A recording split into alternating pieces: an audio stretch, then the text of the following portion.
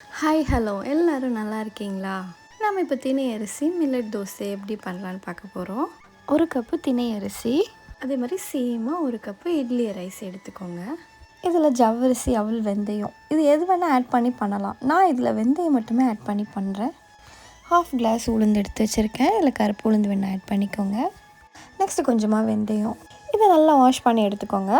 அரிசி முங்குற அளவுக்கு தண்ணி ஊற்றி மேக்ஸிமம் 8 ஹவர்ஸ், மினிமம் 4 to 6 ஹவர்ஸாவது இதை ஊற வைக்கணும். நான் 6 ஹவர்ஸ் ஊற வச்சு எடுத்திருக்கேன். இது ஒரு மிக்ஸி ஜாரில் ஆட் பண்ணி நல்லா அரைச்சி எடுத்து வச்சுருக்கேன். இந்த மாவில் தோசை அண்ட் இட்லி ரெண்டுமே சூப்பராக வரும். இந்த திணை அரிசியில் இட்லி, தோசை, உப்புமா, பொங்கல் எது பண்ணாலுமே ரொம்ப டேஸ்ட்டாகவே இருக்கும்.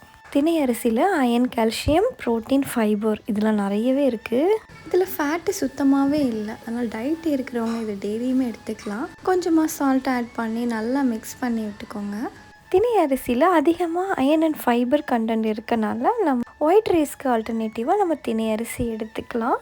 சுகர் பேஷண்ட்ஸ்லாம் ஆஃப்டர்நூன் லஞ்சுக்கே இந்த திணை அரிசி சாதம் சாப்பிட்டாங்கன்னா அவங்க உடம்புக்கு ரொம்ப நல்லது.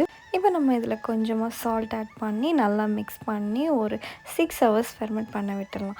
6 ஹவர்ஸ் கழித்து பார்க்குறோம் மாவு எவ்வளோ அழகாக பொங்கி வந்திருக்கு பார்த்தீங்களா? மாவை ரொம்ப போட்டு மிக்ஸ் பண்ணாமல் லைட்டாக மிக்ஸ் பண்ணி நம்ம இட்லி ட்ரை பண்ணோன்னா நல்ல சாஃப்டான இட்லியே நமக்கு கிடைக்கும். நான் இதில் கொஞ்சமாக தண்ணி ஆட் பண்ணிவிட்டு நான் தோசை பேட்டருக்கு ரெடி பண்ணி வச்சுருக்கேன். இதில் இப்போ தோசை ஊற்றி பார்த்துக்கலாம். எப்போவுமே நம்ம ரவுண்ட் ஷேப்லேயே தோசை ஊற்றுறோமே, கொஞ்சம் டிஃப்ரெண்ட்டாக நம்ம ட்ரை பண்ணலாமே சொல்லிட்டு தான் நான் இப்போ ஃப்ளவர் தோசை ட்ரை பண்ணியிருக்கேன். இதுவுமே ரொம்ப அழகாகவே டேஸ்ட்டாகவே இருந்துச்சு.